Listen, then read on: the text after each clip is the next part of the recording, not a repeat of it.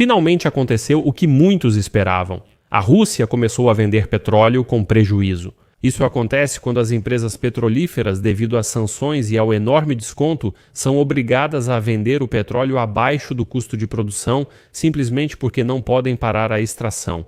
Isso sairia ainda mais caro.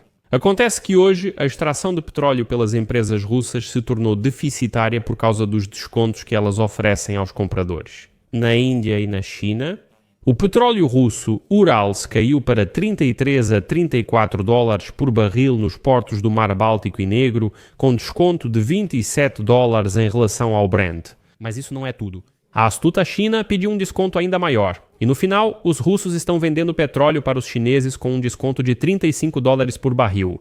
Você pode perguntar, por que a Rússia ainda vende petróleo com prejuízo? É sobre isso que vamos falar neste episódio.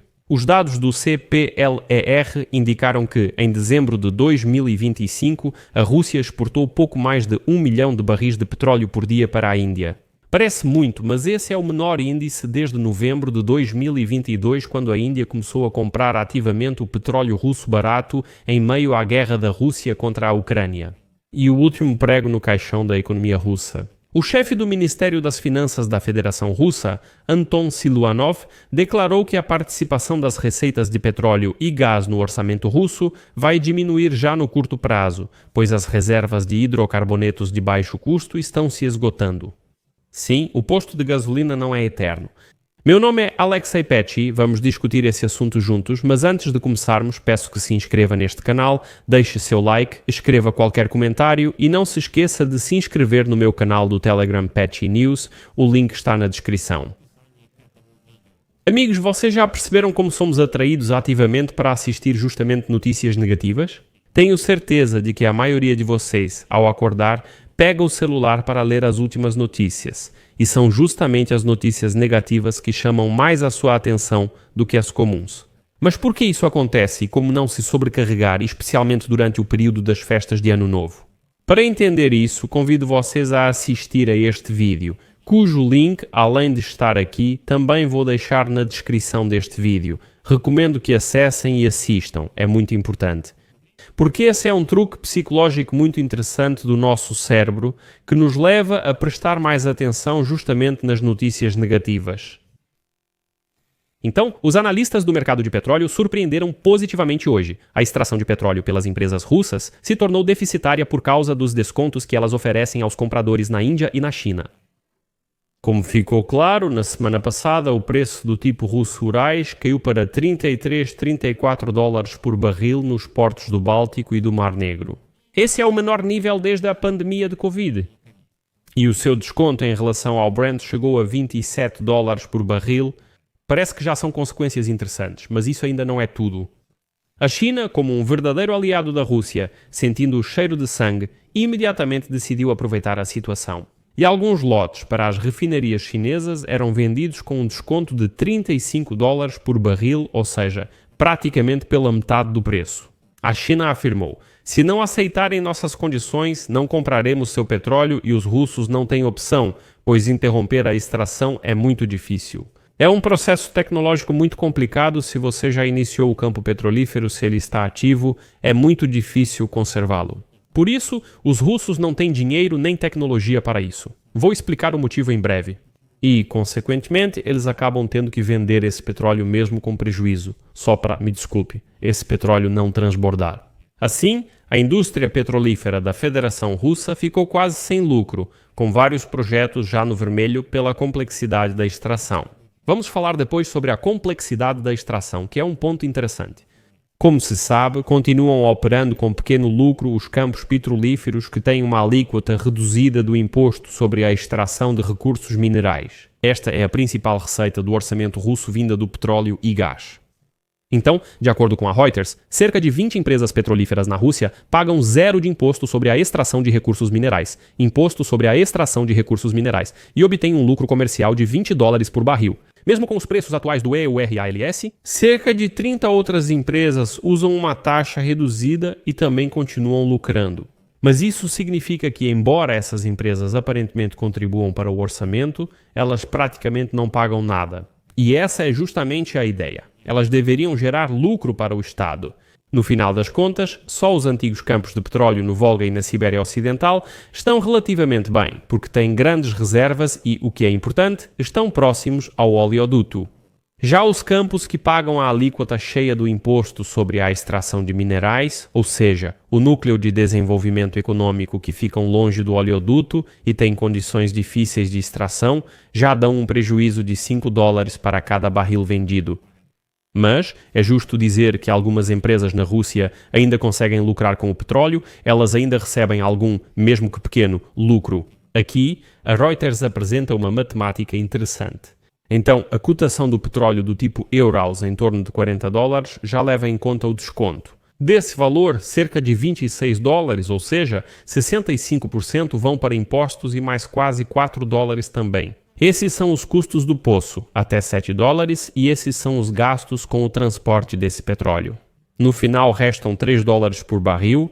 Parece que a renda destinada a cobrir os custos de investimento das empresas é para extração, perfuração e manutenção futura dos campos de petróleo. Ou seja, parece que há um lucro de $3, mas ao mesmo tempo parece que não há. Mas não se esqueça, o setor de petróleo da Federação Russa, que já foi atingido por sanções e perdeu o acesso das empresas aos equipamentos ocidentais, está gradualmente entrando em crise.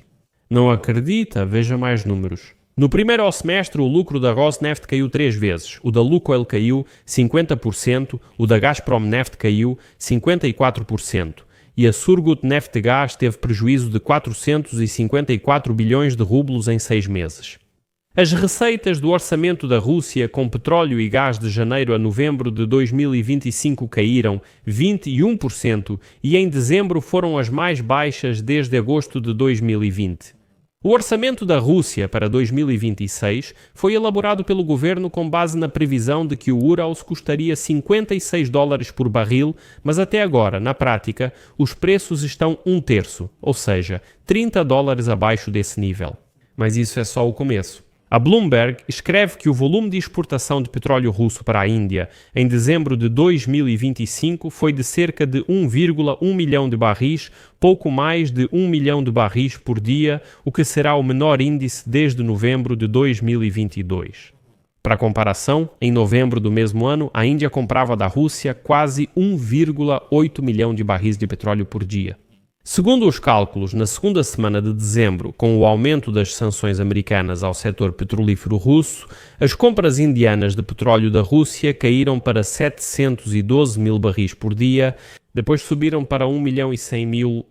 Algumas refinarias indianas simplesmente encontraram brechas para comprar petróleo, não de empresas russas sancionadas.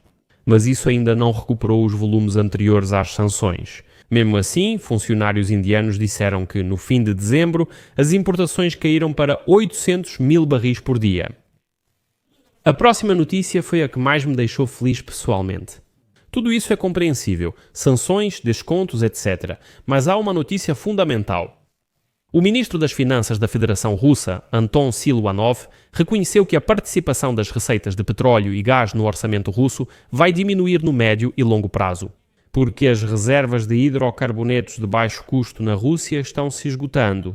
Segundo ele, as condições mais fáceis de extração na Rússia já ficaram para trás e a produção em camadas de difícil acesso está se tornando cada vez mais cara. E por isso, os impostos sobre o setor de petróleo e gás terão que ser reduzidos ainda mais, segundo palavras de Siluanov.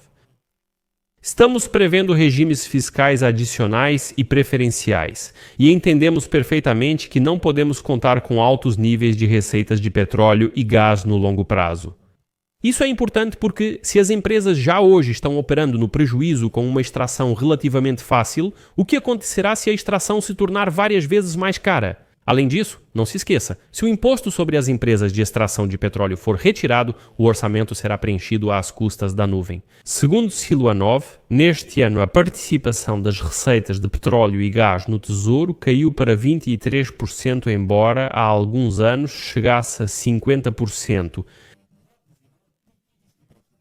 Além disso, o Ministério das Finanças da Rússia já calculou que, em 5 anos, a Rússia como um todo já não poderá mais contar com a receita do petróleo.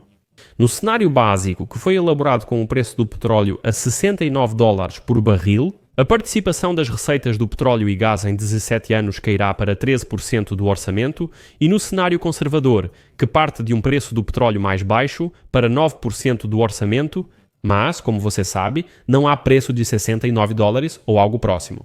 E vou citar mais uma vez Siluanov para alegrar ainda mais vocês. Está em questão a própria existência da Rússia no mercado mundial de petróleo, de acordo com a Estratégia Energética 2050 que o governo aprovou, exigindo investimentos significativos, avanços tecnológicos e mudanças na regulamentação. A economia já pode enfrentar, nos próximos anos, uma queda brusca na produção de petróleo, passando dos atuais 520 milhões de toneladas por ano para 477 milhões de toneladas em 2036 e 287 milhões de toneladas em 2050, ou seja, quase pela metade. A exportação de petróleo precisará ser reduzida 3 vezes para 79 milhões de toneladas anuais no cenário de estresse, com fortalecimento das sanções ocidentais e rejeição global acelerada aos hidrocarbonetos. Até 2050 a Rússia vai extrair apenas 171 milhões de toneladas de petróleo por ano, isso é 3 vezes menos do que agora, e não vai sobrar nenhum barril para exportação, o volume vai cair para zero. Fim da citação de Siluanov. E é nessa ordem, nessa bela nota, que eu vou colocar reticências. Comente abaixo sua opinião e emoções sobre este episódio. E amigos, se este episódio foi interessante e útil para vocês, vocês podem apoiar este canal com sua doação ou assinatura de patrocínio paga pelos links e dados fornecidos. Na descrição do vídeo diz: apoie o canal de Alexei Petty. Escolha o formato mais conveniente para você. Ficarei grato por qualquer apoio de vocês. Por hoje é só. Cuidem-se. Até mais.